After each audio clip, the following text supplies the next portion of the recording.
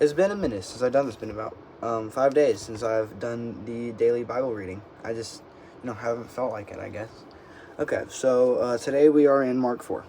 The parable of the sower. Or, sour? Yeah, no, sower. I don't know.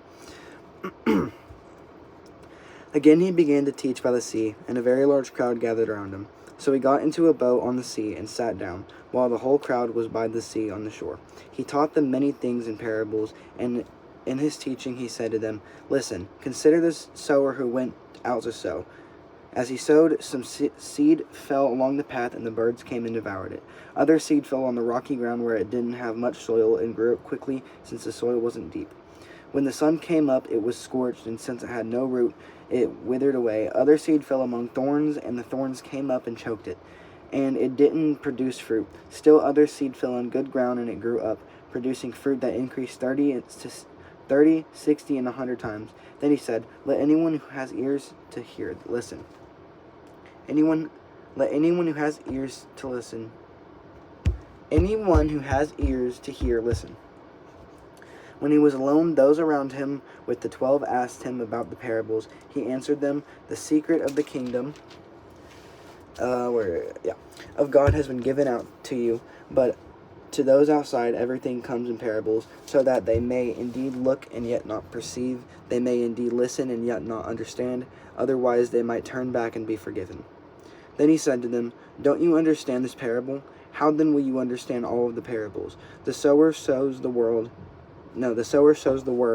Some are like the word sown on the path. When they hear it, immediately Satan comes and takes away the word sown into them.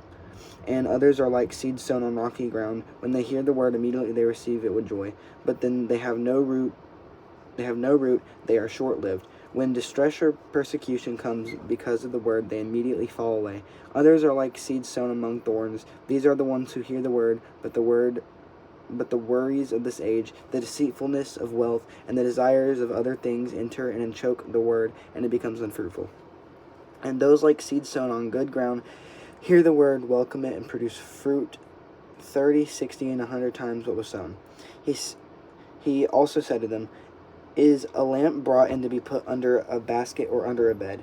Isn't it to be put on a lampstand? For there is nothing hidden that will not be revealed, and nothing concealed that will not be brought to light. If anyone has ears to hear, let him listen." And he said to them, "Pay attention to what you hear. By the measure you use, it will be measured to you, and more will be added to you. For whosoever has more will be given to him, and whoever does not have, even what he has will be taken away from him. The kingdom of God is like this," he said.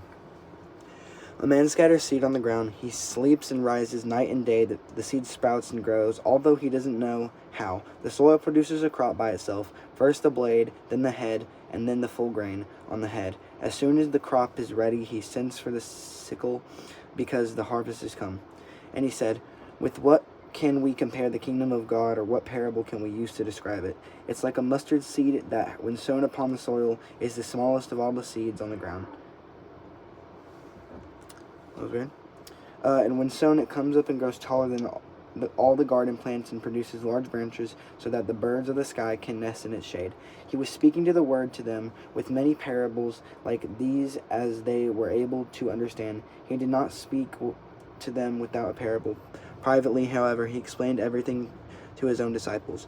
On that day, when evening had come, he told them, "Let's cross over to the other side of the sea." So they left the crowd and took him alongside, since he was in the boat, and other boats were with them. A great windstorm arose, and the waves were breaking over the boat, so that the boat was already being swamped. He was in the stern, sleeping on the cushion. So they woke him and said to him, "Teacher, don't you care that we're going to die?" He got up, rebuked the wind, and said to the sea, "Silence, be still." The wind ceased, and there was a great calm. Then he said to them, "Why are you afraid? Do you still have no faith?" And then they were terrified, and then asked one another, "Who then is this? Even the wind and the sea obey him." So that was Mark 4. Check in tomorrow for Mark 5.